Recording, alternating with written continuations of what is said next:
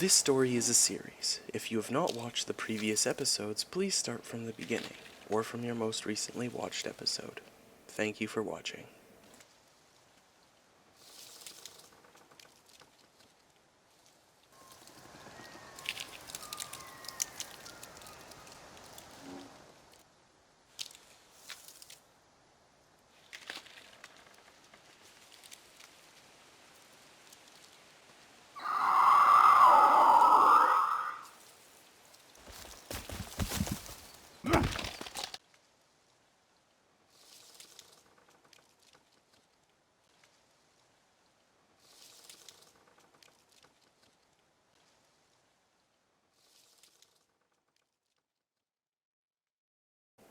Waking up, Richard had a sore back. Sticks embedded in the ground left imprints on his skin. He had plucked a rock from his side as he awoke. The shelter collapsed as soon as Sal had stepped out. Sorry, mate. Must have bumped my head on the way out. No problem, mate. It's just a bunch of sticks and leaves anyway. Maybe we can use that other one you made up. You think more of those bloody creeps are coming back today? Not sure, mate. Could be. Maybe we should make a move and look for a way off this place before they get back. Good plan. Maybe we can keep an eye out for other people. Defo, mate. Richard didn't take Sal for the look for survivors kind of guy. Richard felt slightly suspicious about this. Something about it just raised the hairs on the back of his head. The feeling of nipping at the nape of his neck. He brushed it off, though. He reminded his paranoid mind Sal was a friend, an ally, not the person he was before this plane crash. Maybe we should try and get some more things built around here. If we're here for a while, we should maybe set up some sticks and dry meat on it. It could make a big difference if we got to walk out of here. What if we got to take a boat for a few days? Yeah, you're right. We should still go out. What if those muddy pricks find others before us? Good point. Let's hit the bush before they come back. They headed out into the thick thicket, the trancing trees twisting in the titanic winds blowing in from the cliff face. So much it started to whistle through the trees. The cold air sent shivers down Richard's spine. That feeling of paranoia sunk back in. It felt like eyes were watching him through the broken branches and trunks of trees. Now that he knew they were out there, he kept his eyes scanning the surface of this earth. He could see an opening in the thick brush just in the distance. What could it be? Usually this meant some sort of building, perhaps a village. Land must have been cleared for it. But as he nears the barren zone of this tightly bundled forest, he sees a different sight. He felt a raindrop splash on his nose, and he looked up to meet his gloomy friend as the cloud opened up and pissed on him all hands. He realizes his wishful thinking led him astray as a cliff to an open field lay in front of his eyes. He let out a sigh and approaches something unfamiliar standing in the grass. Little toothpicks jabbed into a fuzzy green roast. This set the tone for the day. A wiggling maggot sluggishly sliding over the green flesh startled Richard and he knocked the head stick over. What the hell are these things? I don't know, mate. They got skulls and heads on them. What in the hell's going on here? Mate, I don't know. We need to get the hell out of this place, though. Mate, help me knock these trees down. We should just go. Yeah, nah. Let's break them before we go. It takes a bloody second. He decided to help Sal. The skulls and head disgusted him, but some unknown reason compelled him to help his friend no matter his intention. This elegant and tranquil place held a dark secret. This made another connection to his life before all this, but the connection crumbles as it is whisked away by a breeze. He needed to arm himself more. He had to be ready to battle with these hungering, crud-covered creatures. An upgrade to his weaponry would be without a doubt valuable. He strapped his spear with cloth and sharpened bone. He would be able to stab anything near him multiple times in one jab. They carried on, heading through the now blissful plains. With some of the head stakes gone, Richard felt that he had helped cleanse the land of evil. Maybe that's what Sal was doing, removing the evil. He did know about the burning ritual. Maybe Sal was more spiritual than he originally thought. Mate, we gotta find some cover from this rain. I hear ya. We're gonna get sick if we stay wet into the night.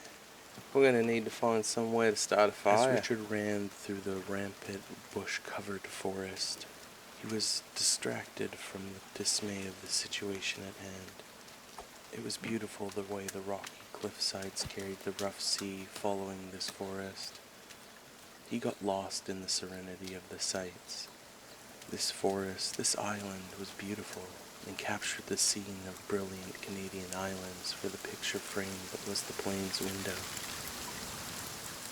These thoughts of lost luxury and the world left behind started to wander as he walked. He did kind of chuckle in his head as he thought, at least it wasn't as cold as Alaska. The trip from the plane to the facility was always cold, even in a full parka. It was only a short distance away before Richard saw a potentially rocky outcrop, but what awaited them was more than that. Over here, mate. I think I got somewhere. As he approached the stone outcrop, bats flew out from the crevice. The flying rats' squeaks startled Richard, but the sight was also refreshing, seeing wildlife again. This crevice was a cave. Richard's mind ran with multiple lanes of runners on a racetrack, each carrying a baton of a different idea. You reckon someone could be hiding in there? Don't know, mate. At least we can head in and make a fire and warm up. Dry off. Good point, mate. Let's get in there. Could this be where some of the survivors are holding out? Could this place lead to where those muddy creatures came from? Bloody hell, mate, the smell in here is absolutely Oh, fucked. bloody hell. What the hell is that? I hate to say it, but that's the smell of death, mate. What do you mean, like dead animals? Maybe, mate. It could be worse. Where's the rest of those heads? I mean, I've done some hunting, and if you leave the guts out... Oh, mate. I'm gonna throw up. It's bloody dark in here. I don't feel good about this, Sal.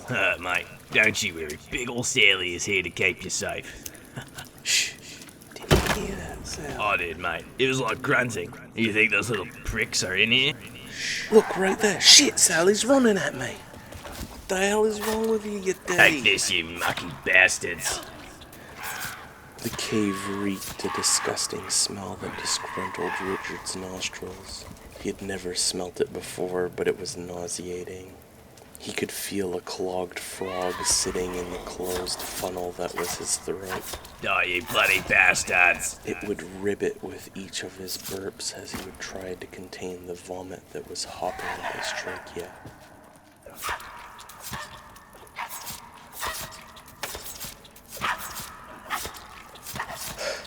I think it's safe to say these guys aren't friendly. I said that before, mate. On the plane. Plus those head things. I think these people are bloody cannibals. I know, Sal. I think you're right. Yeah, mate. Kill on sight. No remorse. I don't think anybody's alive in here, Sal. What about captives? Maybe. We'll have to take a look. What do you think? They keep them for, like, dinner later? I don't know, mate. This is all so... bad. Richard was putting on his poker face. He had won hundreds of dollars at the corporate games with it, and it seemed to fool Sal. Richard was scared shitless in this moment. His heart was thumping more than a speeding rabbit. Is that a bloody arm, mate? Wait, there's a bunch of them. What the bloody hell is all this? These weird, cave-crawling people.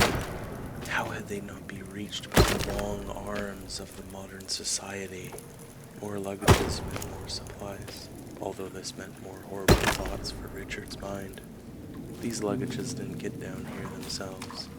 Either this cave's creepers were dragging them down here from the dense forest, or some survivors were trying to hide here. Looking at the scene and sprawled belongings, Richard assumed it was the first. If there were people trying to hide down here, they were probably dragged into the dingy darkness by these damned deranged creatures. Richard had noticed something about the luggages, though. These luggages were different than the hard shells most people have. They were made of old pressboard and cloth. They looked dated. Richard made sure to make a mental note of this discrepancy.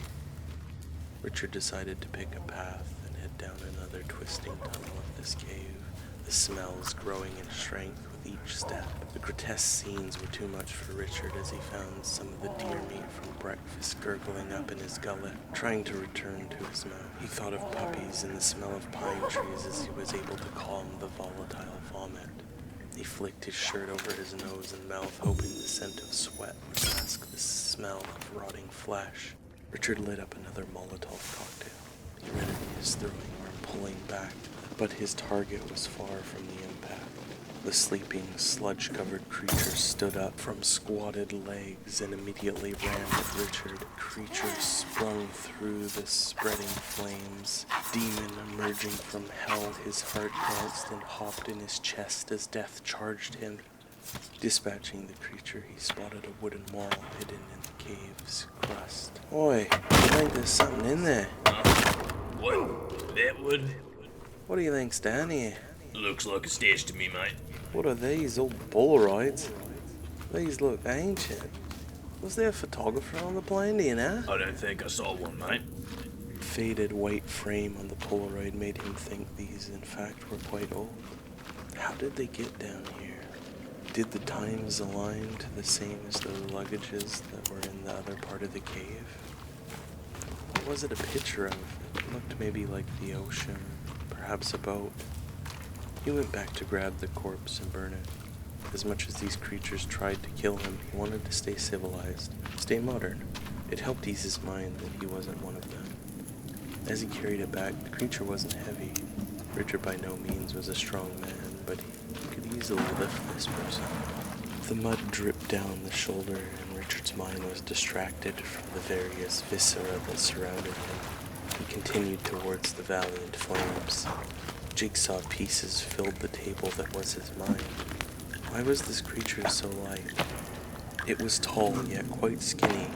But if they did eat the remains of others, why would it not be larger in size? And there was an apparent abundance of food surrounding it. Was there more, or different ones? Richard had studied many animal kingdoms, and most of the time there was a hierarchy, and the weak or the new ate last, while the old and strong ate first. Was this man? He slumped into the stoked flames of fire, just the lowest stone in the pyramid. Seemingly, the jigsaw-like puzzle was complete and created a chaotic image of fright. That's when Richard spotted another crevice. His curiosity caused him to creep closer.